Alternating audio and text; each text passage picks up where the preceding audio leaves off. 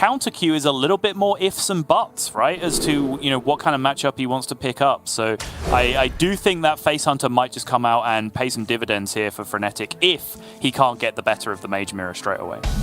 Well, we're about to start that Mage Mirror. RDU on the top, of course, does not look like he has access to a flow, but then again, neither does Frenetic. So both players have fairly even hands so far. RDU, of course, does have access to that refreshing spring water a little bit later on, so that might come into play if Frenetic can't get hold of some card draw anytime soon.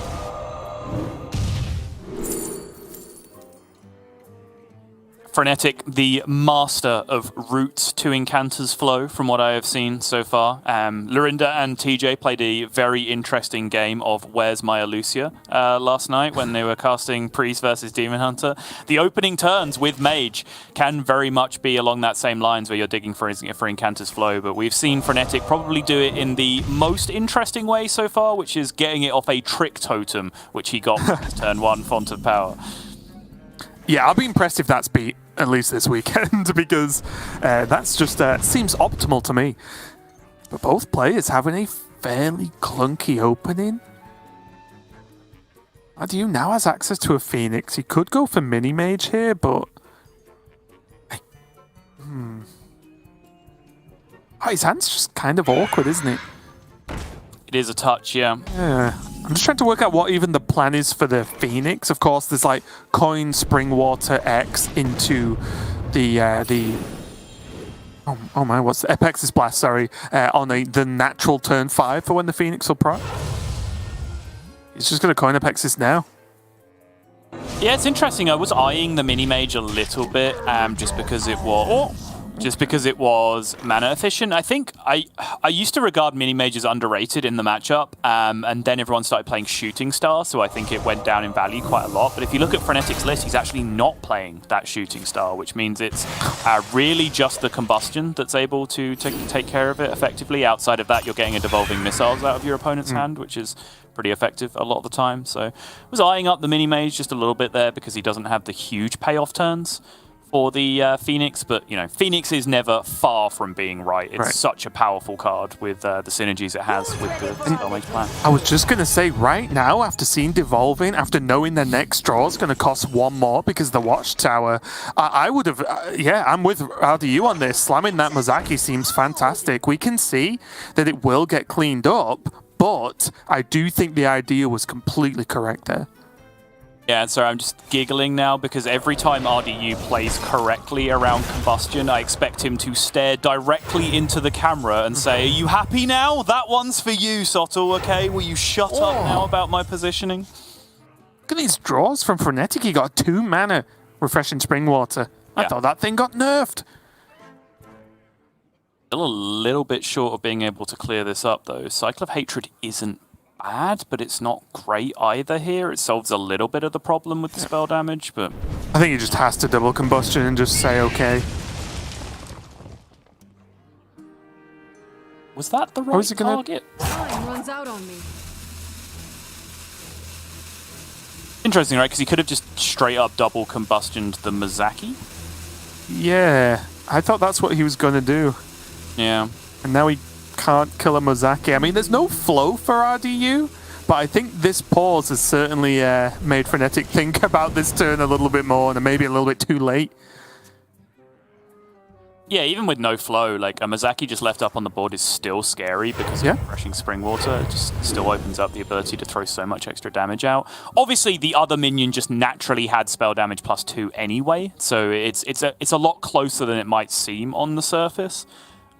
So, I'm not going to necessarily just call that an outright mistake. But certainly my instinct there was just to remove the Mozaki because, not only can it probably stack just as much spell damage, it's just bigger, right? It's just a bigger minion that Cycle of Hatred, for example, doesn't answer on the following turn. That's it, because if the next turn is Combustion Ping, that is 5 mana when you've played Deck of Lunacy on not Lunacy cards, right? Which seems like a huge delay to the game plan here.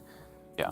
Whereas I do think if he left the Phoenix up, he might take a punch this turn, but he has Cycle of Hatred, he has just other options going forward. RDU just trying to work out what he wants to get from this turn, whether he wants to just cash in on the spell damage he already has with that fireball. But I think quite rightly he's just said, you know what, Mazaki's still alive, it still has to be dealt with. I'll just play Flow now, and maybe in the small chance it lives next turn, I probably just win the game. Yep. And I like this response, Combustion, Cycle of Hatred to pick up the 2 3/3s. He now has Nagran Slam as the follow-up. Shame that he hasn't been able to squeeze in that ring toss here, because it now means it might not come down for a couple of turns, at which point it might just be too late in the state of the game to have a real impact. Looks like RDU might be using this Devolving Missiles to go for a mask this turn. The Spider Egg, though, is not really what he planned on seeing. He needed 8 to go face, specifically, right? Because then that would put Frenetic down at 12, and he would just have double Fireball and the follow-up to end the game. But that's not going to be the reality here, probably with 4 health on board. There must be a way. And if he doesn't have 2-turn lethal set up, Nagran Slam is going to have something very real to say about this game state. He can't even do weird stuff, right? Like, you can't put enough minions on the board to make Nagran not good, right? Or less good, should I say? This only puts 2, right? I can take him. Wait, not all of them.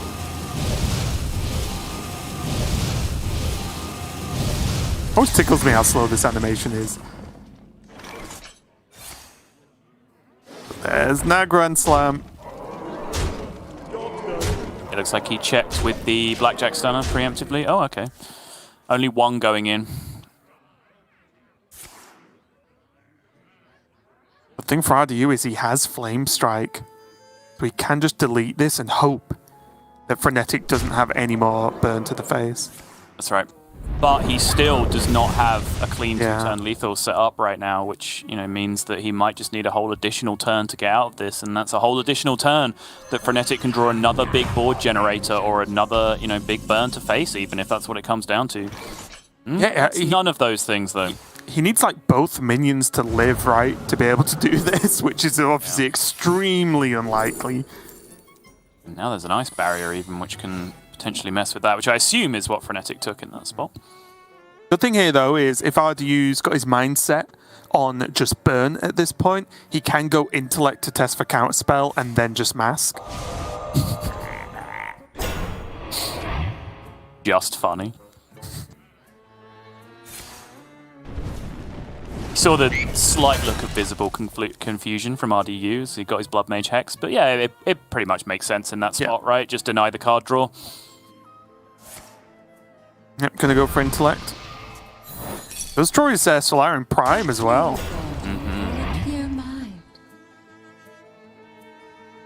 It's a big deal because it raises the effectiveness of this Apexis Blast significantly. Yeah.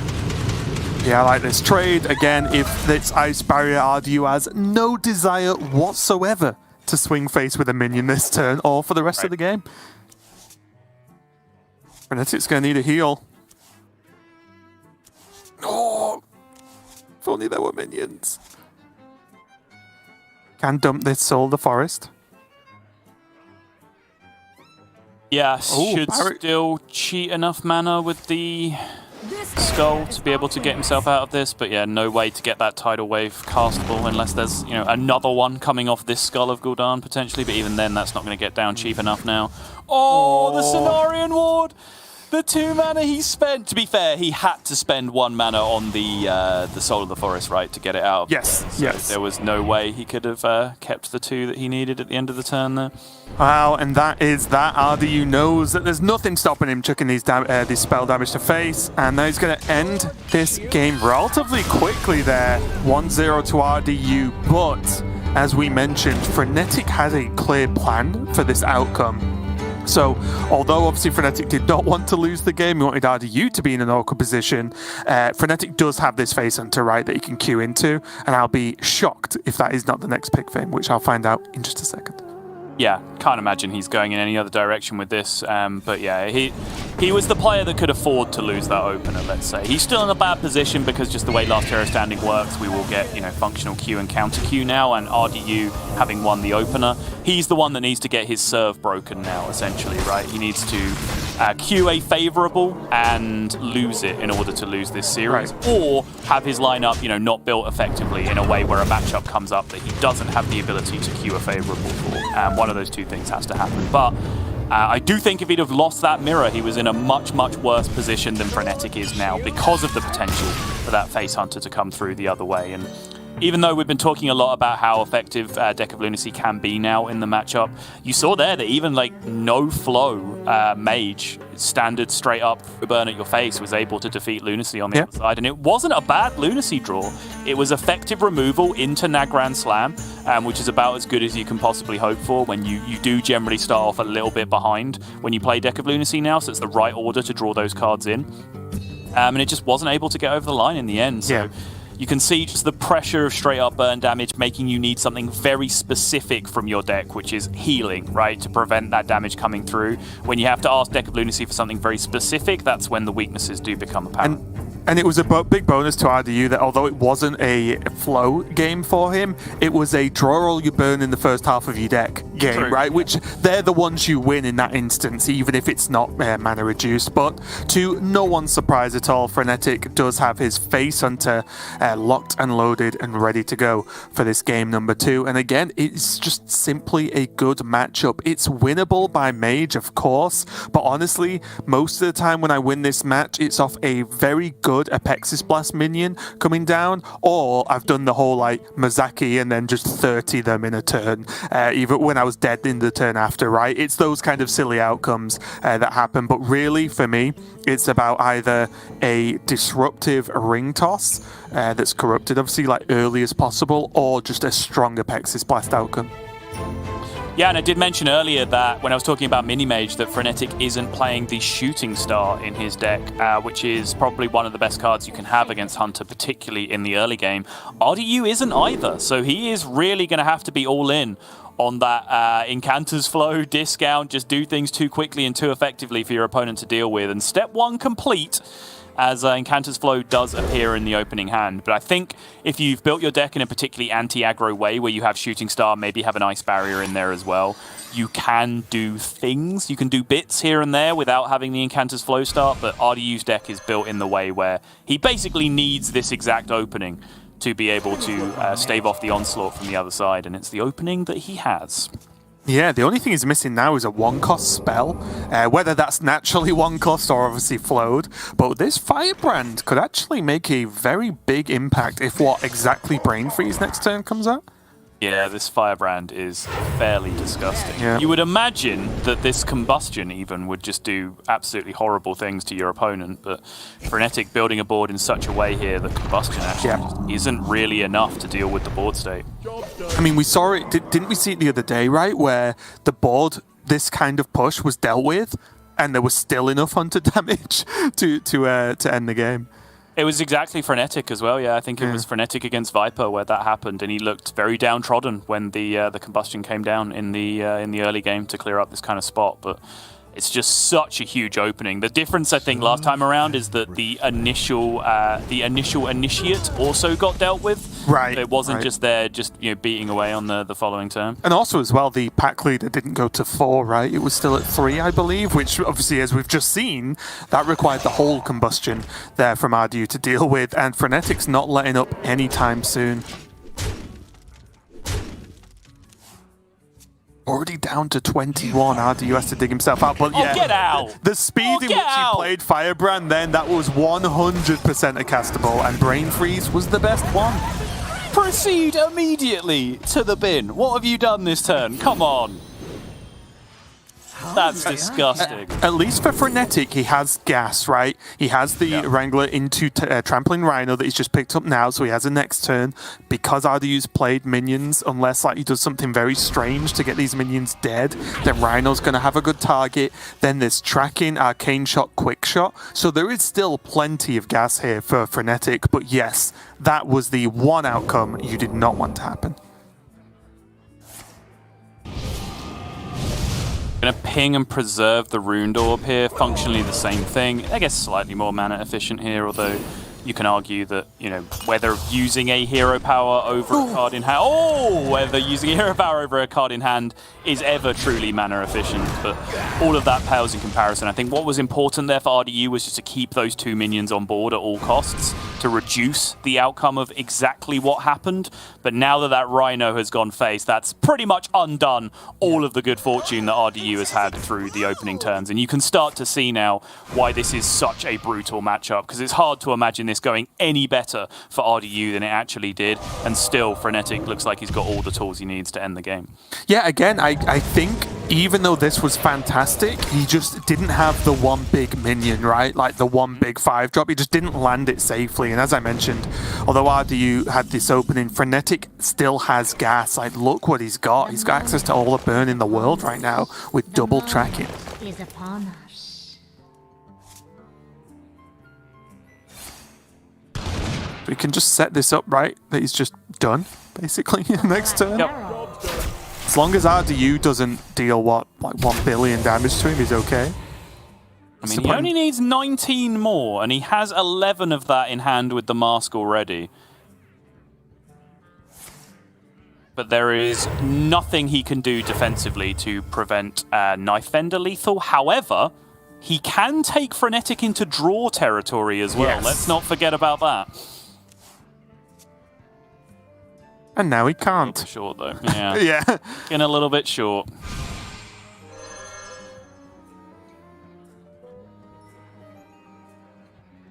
But yeah, if he was going to do anything spectacular there, he needed the Spring Waters from his deck. Obviously, that was an extra discovered Spring Water that he had, so it started off at full cost, whereas the ones in his deck would have been discounted by the double flow he's already played, so we'll be gaining him more mana than the other ones you've been seeing. That was what he was going to need to be able to piece together anything spectacular, but wasn't able to find it in the end. So despite all of the gross things that the mage has done this turn, it is shown to be fallible. Frenetic going to get there with the Knife Vendor.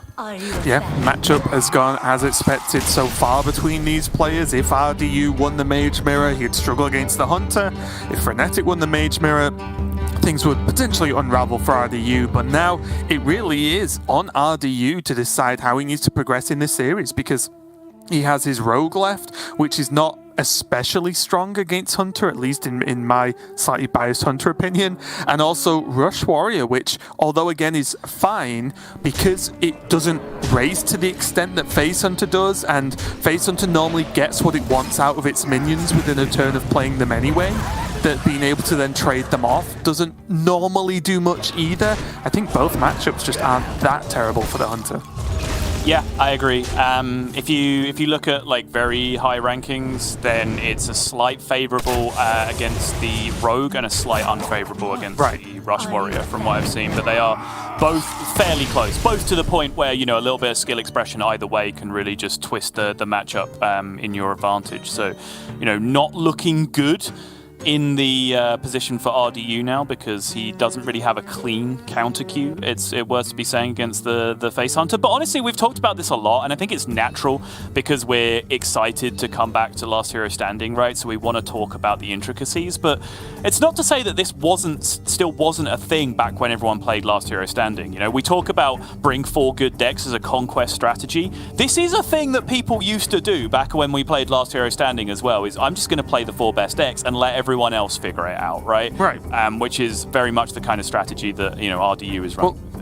And I think it's important as well is, even if you make a great read, it's not like every opponent you're going to have will have that sort of read lineup, right? Like, you will just run into matches where you go, oh, okay, like, he's the guy who brought Face Hunter. You know what I mean? And that's it's just going to happen. It's not like everyone you're against is going to have either this lineup or this lineup, and you need to pick which one you're good against. You're going to get the odd deck, right, where people have that flexibility to just do something else. And it's just, I think the key, as we've just said, RDU isn't completely ruined. It's not like I just can't win versus Face Hunter now, series over. It's just he doesn't have a strong counter. But that's as good as you're going to get, at least in my opinion, right? Where if there is an outside deck you're not really going to build your lineup for, if you're at least not super weak to it, then you've done a decent job, right? It is going to be the Rush Warrior from RDU, which, as described, is the slightly better of the two matchups, at least on paper. I believe HS Replay has it at around 45% for the Hunter within top 1000 Legend. So, you know, no great surprise to see RDU running out with this this matchup first and foremost, but Frenetic has a very strong opener of his own. However, RDU has the best possible response. Gnarg Dog on 1, Raven. Yeah, I actually think Warmaul Challenger is a big deal as well, because on this turn from Frenetic, if a Kolkar Pack Runner comes down, even if he respects the initiate enough as well, he can coin out the Challenger and just say, your sort of big threat minion in the early game is just insta-dead, right? And I think that's such a huge difference, because otherwise, even if he's playing like any other minion more or less, he's just not going to have that snap answer to the turn 2 play. Is he not playing Felmore on 2 here? Magical. This is an enormous amount of power being developed, don't get me wrong. I totally see the merit of this. Well, I think the worry is because of the Gnarg, if he plays Felmore, then there'll be like one minion for RDU to swing into, right? So it won't even be a problem. Whereas I think Frenetic wants to just go a little bit wider into the weapon turn. Well, no, because he would have done the same thing, right? He would have played Felmore the turn before, then whatever turn from RDU happens. Then he goes 3-1 drops this turn. He goes Initiate Infestation and plays this turn. So it's the same number of minions into the Gnarg waking up. It just feels like you're not front-loading your dormant minions. Seems a little bit strange to me. Maybe he thinks that the dormant minion might be too slow and it only really got played because there was nothing else that turn. Because he did push pressure a lot of earlier damage, right, by doing it the way Randy did. Hungry, aren't ya? Now things are starting to get a little bit dicey. Rakara's just on board right now, which is scary. And in the opposite fashion to the previous game, Frenetic doesn't have the juice, right? He has the Wrangling to Rhino, fantastic, but double Arcane Shot is not double tracking, right? Because with tracking, you can obviously like pick the options you need for the moment, whereas, well, Arcane Shot's about as simple a Hearthstone card as you're ever going to get.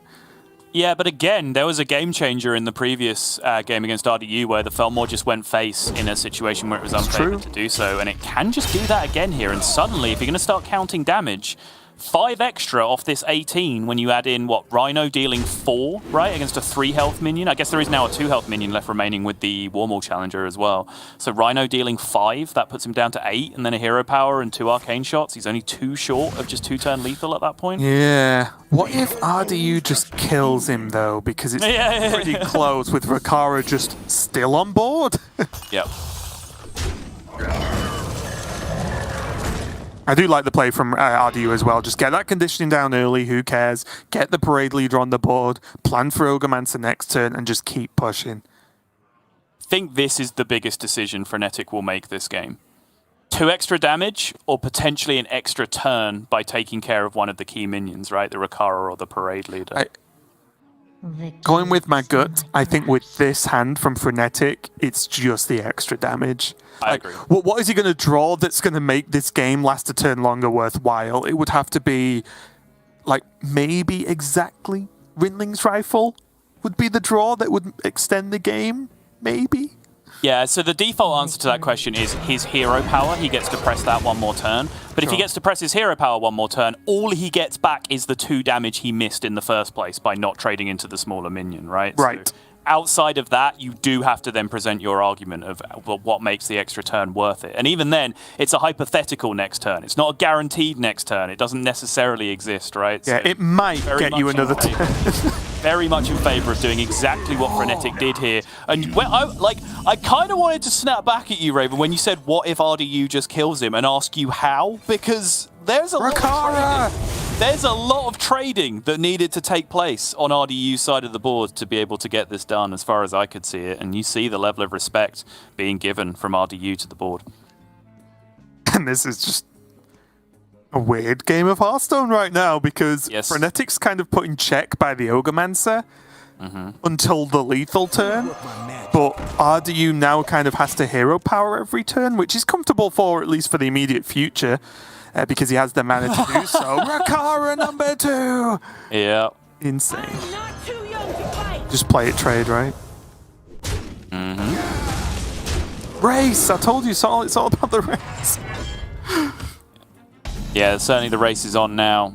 Now Frenetic has hit this situation. He's just in stalemate. He's just making zero progress. It's just hero power meeting hero power, and now this is going to get melted away. I think the Warpatinger is supposed to come down there. I understand piercing shot is a concern, but also so is quick shot, right? And that is now an extra mana that you have to spend in order to empty your hand and go digging for quick. And he also has wound prey for piercing shot, right? That's true. Yeah, good point. So as long as you've got one, you don't need the others. That's fair. Well, 12 damage from RDU here. And that's not okay. Oh, never mind. Yeah. I was working out whether Troublemaker, he could do anything weird to make it work, but never mind. The weapon is just going to be enough. And wow, RDU got away with it. I'm not saying that in a negative way, it just sounds like it in my head as I said it, but he got a good win over Frenetic there with that Hunter, because that was looking awfully close just for a moment there. And like I said, with the double arcane shot, I think if those were just other cards, Frenetic could have just played the game differently, right? He could have maybe took it a little bit slower, but again, like Rakara sticking for a turn or two into another Rakara that you just can't kill was pretty backbreaking in most matchups, never mind Hunter.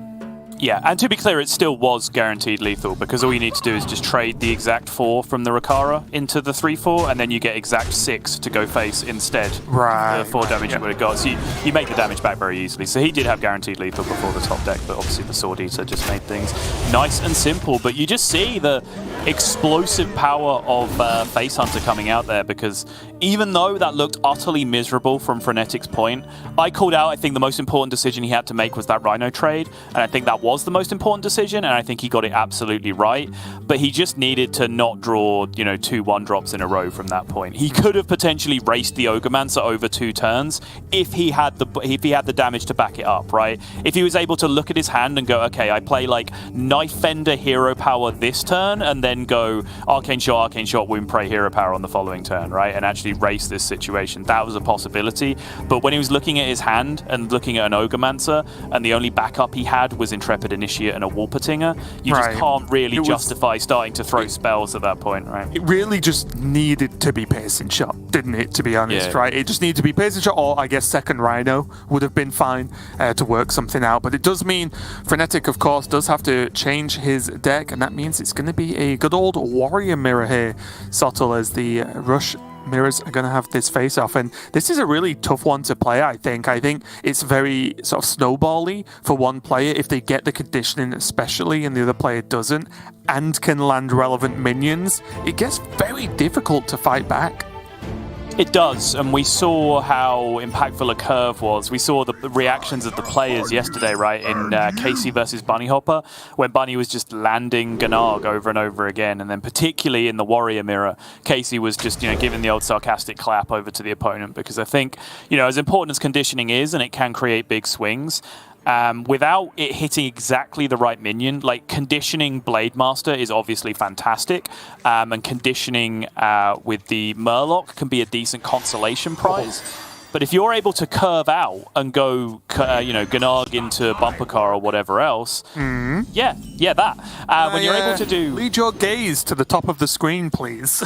Whenever you're able to do exactly what RDU is doing in this game, even if you're not backing that up with the conditioning as RDU is, it still takes 3 or 4 turns for even the larger minions in the other hand to catch up with that, right? Even if they have conditioning landed on them. And we saw that from Casey's series, where even though Casey had these huge minions, he just ran out of value, whereas Bunny just curving out and just being very effective and sticking to the board was able to win over time over the course of the matchup. But RDU honestly just has the best of both worlds right now, with the minion curve and the conditioning to back that up.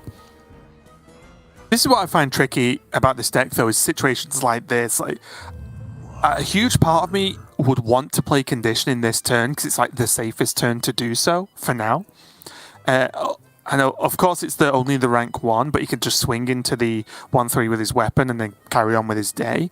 It does buff the Warmail Challenger, and the Crab Rider, which are minions you want to have that instant board impact. He could just play the Challenger instead, but I do feel like if he does that and then maybe draws dead next turn, he's in a bit of a tough spot.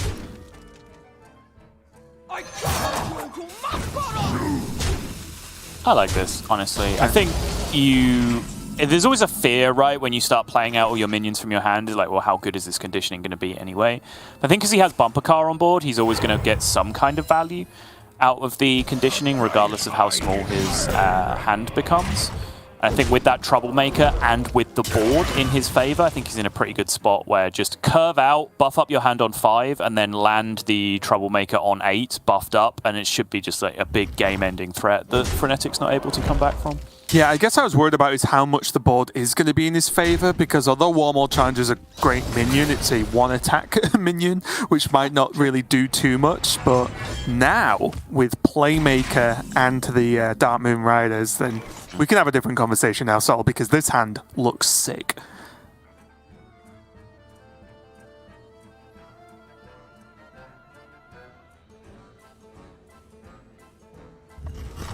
Frenetic, on the other hand, just needs something to combo into, I guess, right? He needs something to be able to Parade Leader, Dark Moon Rider, or Crab Rider into to then fight and get that board back so we can land the Rakara and the Tent Thrasher. Easiest run thack of his life? It's the easiest run thack of my life. I don't know if RDU is leaning anywhere different. It just can't be. But now, do you jam it this turn, or do you still go Conditioning Crab Rider? Because they're both pretty effective at chewing through this board. I guess if you were going Conditioning Crab Rider, you would actually Athletic Studies last this turn, I would imagine. Just to be able to bank the mana for the following turn. I think you jam it, mainly because, one, it's just good. You clear off the enemy minion. And also, it's got 4 health, right? So it is going to demand something reasonable from your opponent. Whether it's a weapon swing plus one of the riders, that is still a decent ask of your opponent. And it already just pre-buffs everything to an extent where condition is just going to make it even stronger. So I actually like this choice from RDU. And the cards on the right of RDU's hand that he's just buffed, what are those called again? Dark Moon Riders, are they not? Okay. No, they are. It's just for some reason, I've never made this connection before, but there's something about the way that you say Dark Moon. Whenever you say it, I hear Dark Moomin Rider. I think like no. I One Punch Man Season times. 3 spoilers, like Dark Moomin Rider coming back as I wanted to say multiple times, how does the artwork not just have a bicycle in the background? Like, who missed the trick there? I'm just asking, because that would have been sick. Now I feel obliged to make the consecutive normal Rush Minions joke, but there we go, it's done.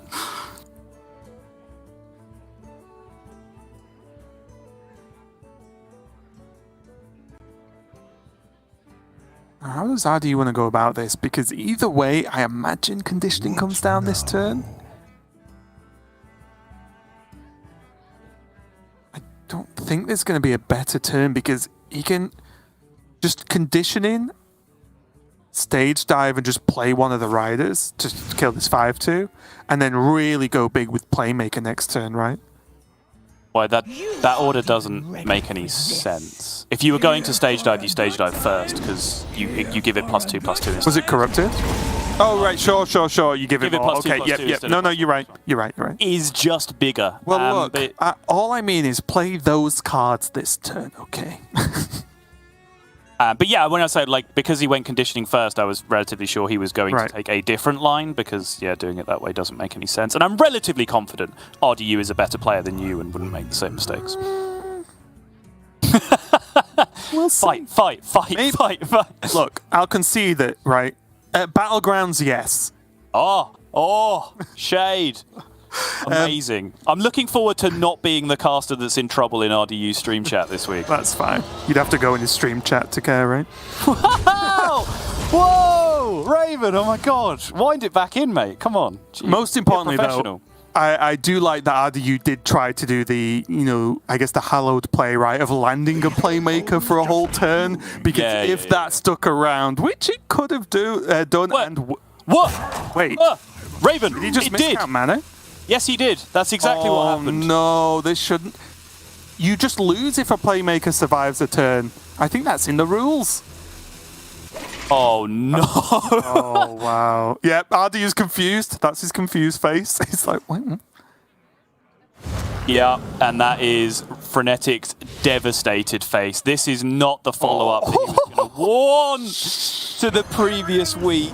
And in classic Hearthstone fashion, you give it an inch and it takes a mile. Of course this was a mistake. Of course it deserves to be punished. But you have to feel a little bit of sympathy to just how brutal the punish ended up being. And especially in a matchup like this, like a moment, just that 1 second of attention loss or just something happened has just almost certainly caused him to lose this game, right? Because how does he come back from this? How does he even deal with this board? Never mind the troublemaker that's coming down next turn that's Omega buff. I'm not even sure what the stats are on that troublemaker, but they may as well be 100-100. They are 10-12. Yeah, I mean... Yeah. And trust me, no one's more upset about this than Frenetic himself. Right. Because no one feels more upset about mistakes like that than the player, because it just shouldn't happen. But now, again, he's going to focus on digging himself out. contextualize, right? We need to contextualize, right? Because Frenetic has kind of felt like he's done his job almost, right? And you'd be forgiven for thinking that that's done, right? He's survived relegation, right? He dragged himself out. He's not one of the players being relegated anymore. But his week last week was so good because he ended up actually winning the tournament that suddenly he does get that complete flip where he's like, I can go to playoffs now. Yeah. So suddenly he's actually on the verge of having a really, really good season. And that's where a series like this and really building up and going back to another semi-final, maybe even making back-to-back finals, back-to-back victories. That's playoffs form. That's world championship form. But you can't afford to be throwing away games like this if you're going to be in that spot. Yeah, and none of these players are okay with just not being relegated, right? They wouldn't have made it to Grandmasters if they were just okay with mediocre kind of performance, right? They want to win. They want to be at the top. And Frenetic's mistake there might have and probably did just cost him that game and that series, as RDU is going to take it. Honestly, Raven, I can think of a couple of players where even just surviving would be too big an achievement for them and they'd be happier being relegated. But good riddance to them is all I can say. Where you were going with it, I was like, what's the line here? And I was like, okay, full savagery. So I was trying to one-up me because of my comments about RDU. I know, dude, you can't actually be the most savage caster in the pair. I have to go in. You give me only one choice. I'm trying out a new style this week.